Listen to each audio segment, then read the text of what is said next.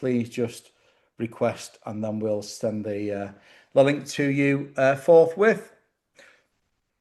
If you have any questions as we proceed, please pop them into the chat function, and then if we have time at the end of the webinar, then we'll address those questions. If not, then we will answer the questions subsequently via email. Just one moment. Okay. Please can I request that you mute your devices while the speaker is on camera? Thank you very much. So today's webinar is brought to you in conjunction with the GMG Energy Club. The Energy Club is an internal service, part of GMG's internal offer to golf clubs. Our Energy Club is going from strength to strength. We now work with 444 golf clubs, assisting them with their energy contracts. The current value of all live contracts is nearly £50 million, and we've made savings for clubs so far this year of nearly £1 million. At the GMG Energy Club, we not only help clubs to secure the best rates, but we're also on hand to provide advice and information on all aspects of energy use and also sustainability. As climate change continues to challenge water availability, it's important that for every golf course to adopt sustainable water management practices. And today we'll be discussing innovative strategies to enhance water resilience, ensuring your course remains beautiful and playable whilst also contributing to environmental conservation. We're very fortunate to have Tony Hanson on hand today to deliver this webinar. We've worked with Tony for over 2 years. He's very knowledgeable in his area of expertise. And Tony is the Managing Director of Environmental Solutions International. It's leading authority in sustainability and environmental management within the leisure industry. And he holds a number of professional memberships within this sector, reflecting his credentials in facilities management, civil engineering, and environmental practice. He brings over 40 years of senior management experience, including a decade in golf club management, which gives him a unique insight into the operational and environmental challenges we face in our sector. Tony is currently working with the UK Golf Federation, the GMA, the RCA, and others to develop case studies that demonstrate how golf courses can respond to tightening water abstraction rules through smart, integrated water management solutions. So, Tony, the floor is yours. Brilliant. Thank you. Can everyone hear me okay? A quick thumbs up. Yeah, perfect. All right. Thank you very much for that, Scott. Marvelous. So changes to water availability. I know there's an awful lot going around at the moment, but just to give you a bit of an overview, what I've done is split down to give you some background information that hopefully will be useful when you're having internal discussions within the club. Within some of the management, depends on the type of structure that you have for your management, but within a committee structure, this sort of information could be useful in terms of explaining why there are changes to water availability. So first of all, just to flesh out some of the background and why we've got involved with the water industry. I've been looking and working with the water sector and the leisure sector on water and water resilience for about 10 years. The initial development of the first national framework for water resource back in 2018, we were invited to be a consultee because of the work that we'd done previously with the leisure sector and crossing over with the Environment Agency and water companies. And we were invited by the Environment Agency to provide a voice for the leisure sector, to give a bit of an understanding or help an understanding as they were developing that initial national framework, which was published in 2020, which we'll come on to. In 2020, we were asked by the water industry to actually put together a project called Water Use and Resilience in the Leisure Sector. It was basically funded by the water companies, but backed by just about everybody else. So Natural England, the Environment Agency, a whole raft of others, to look at water use, its source, but also how to create that engagement process. And since that time, I've been working as sit on a number of the multi-sector water advisory groups, National Drought Group. I chair of the Leisure Sector Water Working Group, but that was one of the outputs from the Water Use and Resilience project. So it's not surprising that I was involved in that process, but I'll come on to that again a bit later. And Since then, we've been creating case studies to highlight the issues, to highlight the friction in the system and the impact of the forthcoming changes to water availability. So a quick run through here, and don't worry, all of this will be available on a PDF. So although I'm going to skip through some of it, you will get all of the full experience, and you'll get the references and information and acts for your own records. But why is water availability changing? Well, climate change is a starting point. We are definitely seeing, need I tell you, hotter, drier spells, longer periods, but also heavier, more intense rainfall events. And actually, 2024, we had 4 named storms through January and floods. 2025, we're into drought or extended periods of dry weather. We've got historically high personal consumption. The last 50 years, personal consumption of water has doubled, and we've got population growth. So a double whammy. As far as the Environment Agency is concerned, there are a number of areas of legislation which are also going to restrict their ability to be able to offer water. Historically, we have been over abstracting, and to try and bring that back into balance, we've got the 2021 Environment Act. We also have the Water Framework Directive, where we're looking at improving water quality. And you need to balance this and look at what they refer to as environmental flows. So it's having enough water in the system to an extent, dilute the pollutants that are in water bodies. But there's another really important one which doesn't get spoken about very much, which is environmental destination. And the environmental destination is much more closely linked to the 25-year environment plan. So improving the quality over a period of time, the ecological value of our waterways and quality of our groundwater. And that necessarily involves, again, reducing the amount of water that we take out of the environment, as well as improving the quality of the treated water which is going back into it. So as far as the changes that are coming to abstraction, it's not that the Environment Agency are just being belligerent, it's that there are very significant legislative acts behind the requirement that they have to achieve. On top of this, we've got a transition. So the abstraction licensing system is moving to permitting in 2028. So we've got about 3 years. There was some talk originally about there being a sort of considered approach and a review of individual abstraction licenses, but it's looking increasingly like the permitting will just take over. There'll be a rollover of abstraction licenses into the permitting system. I'm sure a lot of you are aware with abstraction at the moment, if you have a hands-off flow that you have to be served under the Section 57 notice, basically to limit or prevent your abstraction. As we move into permitting, the permitting system will be much more linked to the prevailing conditions. So the availability of water and the river basin management plans. And that makes it a much more flexible approach to the availability of water and much easier for the authorities to actually take away water. It also removes the ability for appeal or for any sort of compensation. So it is going to be much more reactive. It means that you are going to have potentially a less reliable source of water going forwards. So given the complexities, as I say, just a quick run through of that first National Framework for Water Resource, which has recently been updated. But from 2018 to 2020, it was effectively the Environment Agency were tasked with looking at water availability against demand from 2020 through to 2050.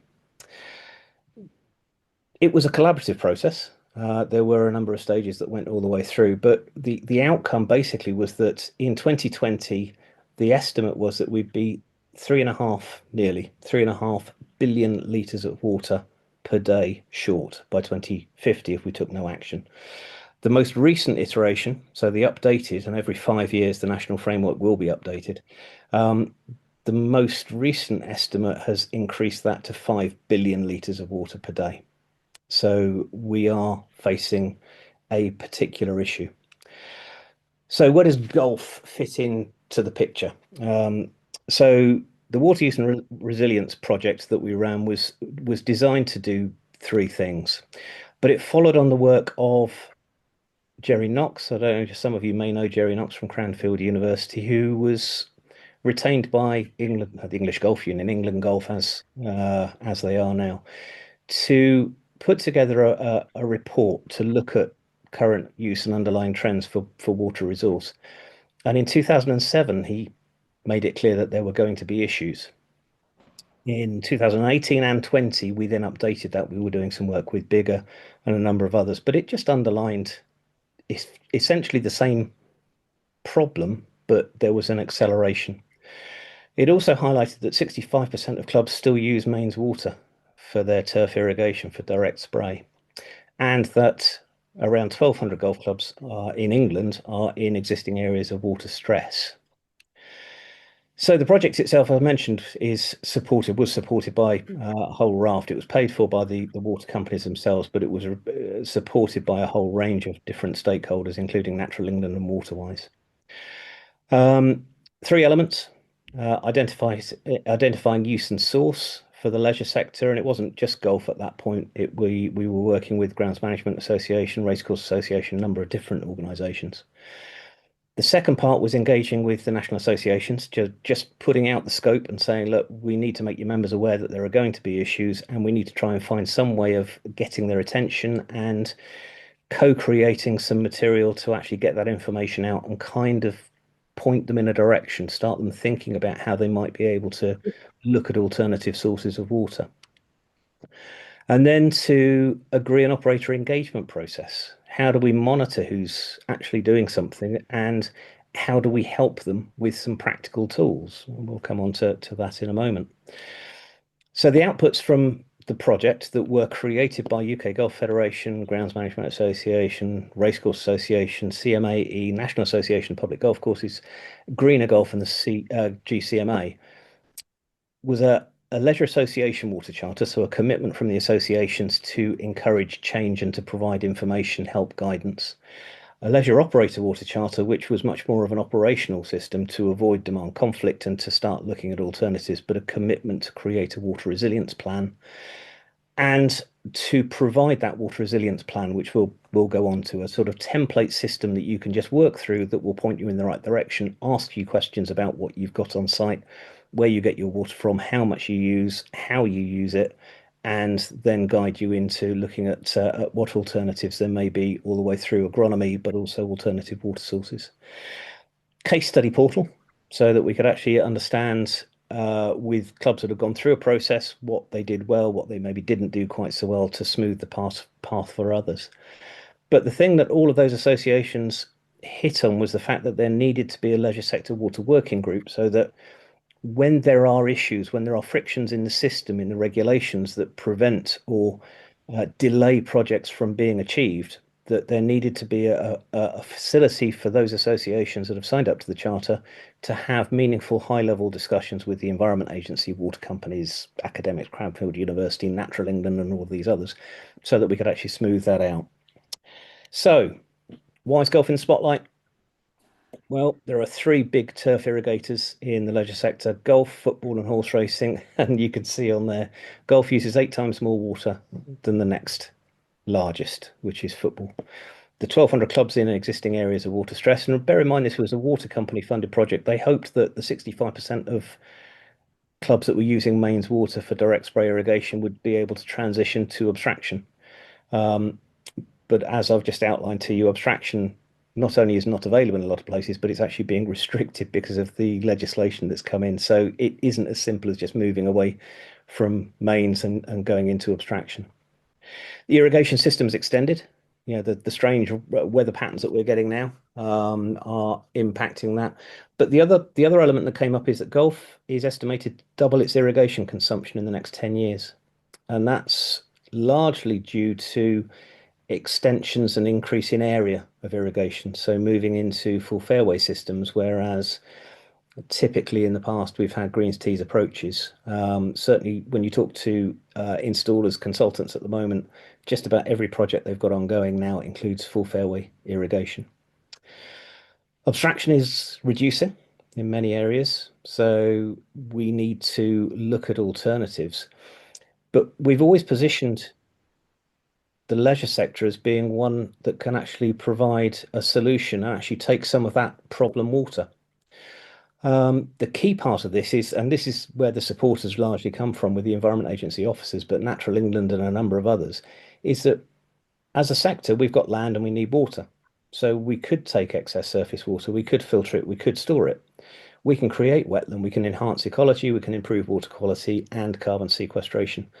All of the things which are strategies or policies for local planning authorities and for the Environment Agency, water companies, and just about everybody else. So we can actually provide a community benefit and also then potentially move away from from traditional water sources into alternatives that provide those benefits. The key part here is with the abstraction license reductions, the Environment Agency in certain areas has already created jeopardy maps. So we know that there are going to be reductions. In the east of England, we've got clubs that are going to lose between 75 and 100% of their abstraction license in the next 3 years. In those areas, the water companies are already saying you will not be able to access mains water. So we need to find alternatives. And just to add to the perfect storm, non-household demand reduction targets for the water companies. So they've got to reduce their non-household use by 9% by 2038. And bear in mind that the water companies are largely getting their water from the same or similar sources. So they're abstracting either groundwater or surface water and then treating it before it goes out. So what are we doing? And this then moves us into, okay, so what can you do? At the moment, we're working very closely with the UK Golf Federation. We're highlighting the impact of the loss of abstraction and mains from the golf sector, that perfect storm. If there's no alternative, if they're expecting you to lose your abstraction and not be able to use mains, what do we do? We've been creating case studies for the last 3, nearly 4 years now, looking at the regulatory system and actually creating projects that fulfill all of those policies on integrated water management. And we've had the number of times I've heard the phrase, what a great project. We'd love to say yes, but we can't allow it because it's impacting on other regulatory requirements, or it suddenly becomes subject to an abstraction license, which we then can't get, or a permit, which we won't be allowed when it goes into that in 2028. We are also seeing a lack of joined up thinking between the local planning authorities, lead local flood authorities, the Environment Agency, water companies, highways. So there's a lack of conversation, a lack of collaboration, and a lack of understanding of those alternatives. But what we're doing is we're leveraging, because we've got such great support from Natural England and some of the Environment Agency officers, Rivers Trusts, Chartered Institute for Water and Environmental Management, the Grounds Management Association, Racecourse Association. And we're starting that process now that we understand what the problem is with the regulations that prevent integrated water management or the natural flood management processes and storing that water that we might be able to use so that we get changes in regulation. What we're working to avoid is the loss of irrigation water as an unintended consequence. And that, unless we're careful, is kind of where we're heading, which is why we're lobbying so hard. The terrifying element to this is that there is a risk that we could lose clubs by accident because the regulators don't quite understand the issues around the availability of that problem water and the fact that it's still subject to an abstraction license. So what should you do? As part of that process, that water resilience plan template, there are two elements to this. The leisure operator water charter is a great way of understanding who is taking action on the whole process, which strengthens our hand when it comes to lobbying. As a freebie from that, you get access to the water resilience plan template. And this is a simple spreadsheet. You download it. It's not Big Brother watching you. It's totally your document. But it will guide you through the process to start looking at how you use your water at the moment, looks at your irrigation system so that you can understand what you may be able to improve with it. It creates that collaboration across the club with course managers, general managers, and involves committee, and provides you with calculators to understand how much water you might be able to access from surface water from your car park, whether you're going to need an oil water separator to create that separation, but it provides you with that guidance. There's some really good information on there from STURF, the Scandinavian Turf and Environmental Research Foundation, through Cranfield University on turf management. Some of the information on there from the RNA as well. So the cultural practices that you can involve.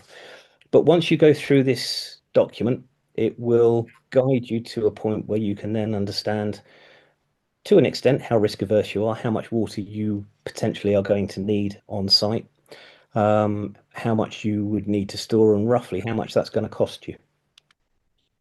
Oop, there we go. I've got stuck. There we go.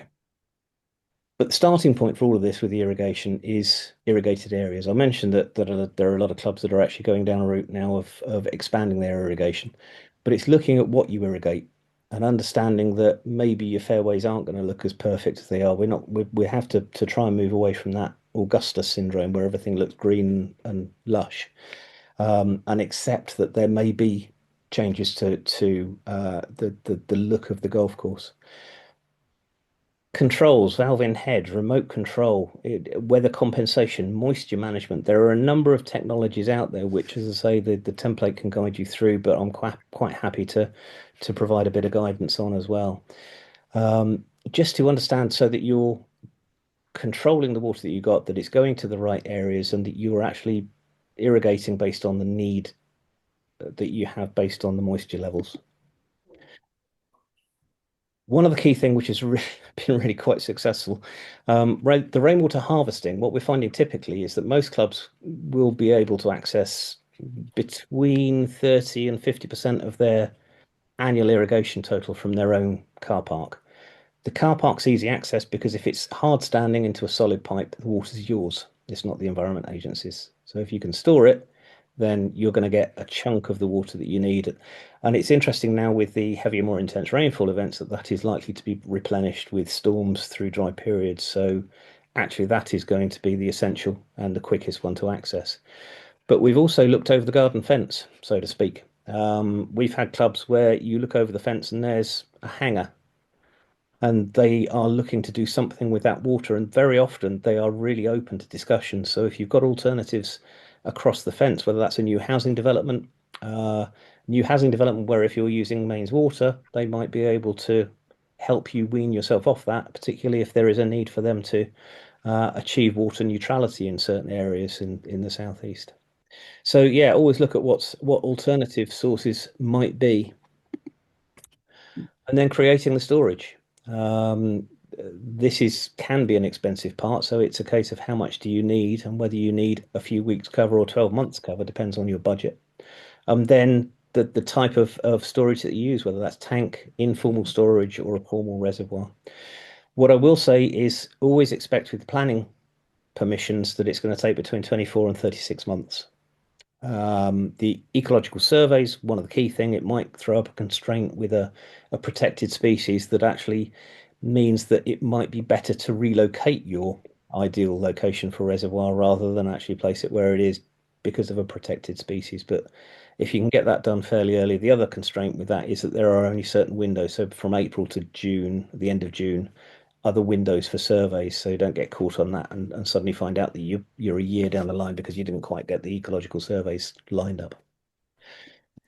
So that brings us to the end of that whistle stop. There's a link on here, so a QR code, which I'll leave on screen if that's okay, Scott, which will take you to the charter. It's not onerous, it's free, but it does give you access. If you really don't want to sign up to the charter, having had a look at it, then I know Scott was saying about the water resilience plan being available. I'm quite happy to do that, and we'll make that available. But as I say, with the water charter, it just flags up to the Environment Agency and the water companies how many people are actually getting involved in this and committing to looking at alternative water sources, and it's not much more than that as a commitment. So, thank you for that. I'm not sure how I did on time on there. I don't think I'm too far off, 20 minutes. But yes, have you got any questions?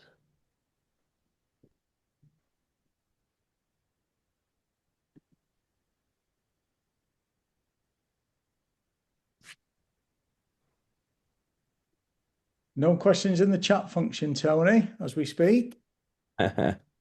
So obviously quite a lot to take in though, to be fair. We were obviously very conscious of it's a very kind of thorough and detailed subject. So the purpose of today really was just provide the general managers, secretary managers, kind of some priorities, a roadmap of perhaps what to do next. That was the purpose and the objective really of the webinar. We've had a fantastic turnout in terms of registration, and obviously probably 70-80% of those guys have attended, so that's excellent. Following on from this afternoon, we will edit the video recording down, and that will be uploaded onto our YouTube channel next week. So we'll send everybody that registered a copy, a link to the recording, so you can share it with your course manager or grounds chairman or whoever you may want.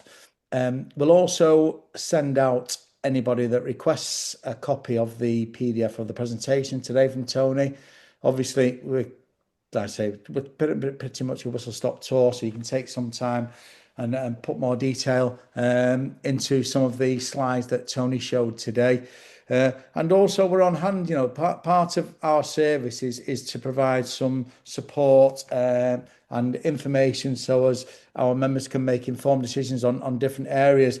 So if there's anything specific that you would like to know, then please drop us a line. We've just had a question, Tony, from Alison Wilkinson, which we abstract from a river. How would this affect us and Bowser to Greens? Sorry, say again?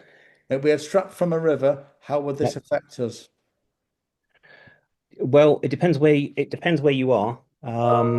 In terms of abstraction, the national framework split the country into 5 areas, and all 5 countries of England, England and Wales, are in a position where they're going to have to find more water. So it would be incredibly unlikely that you're going to get away scot-free. The standard for the Environment Agency when it comes to review is applying a 5-year average. So depending on your results and how much you actually abstract, they'll look at your returns and then average it over the 5 years.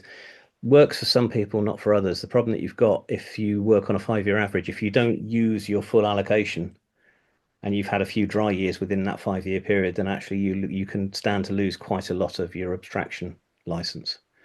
You then have to try and justify why you might need to keep it, which is a more awkward conversation. That comes back to how efficient you are with your irrigation. So if you can prove that you're as efficient as you can and you're using the minimal area for your irrigation, then you might stand a chance of having a discussion. Okay. Thank you, Tony. Thank you, everybody, for giving up time. I hope you found the webinar informative and useful going forward. As I said, we'll follow up with an email. Any further requests in terms of questions that you'd like to ask, just drop us a line and we'll be only too happy to answer them. Thank you for your time. Have a great rest of your day, and we look forward to working with you all in some capacity going forward. Thank you.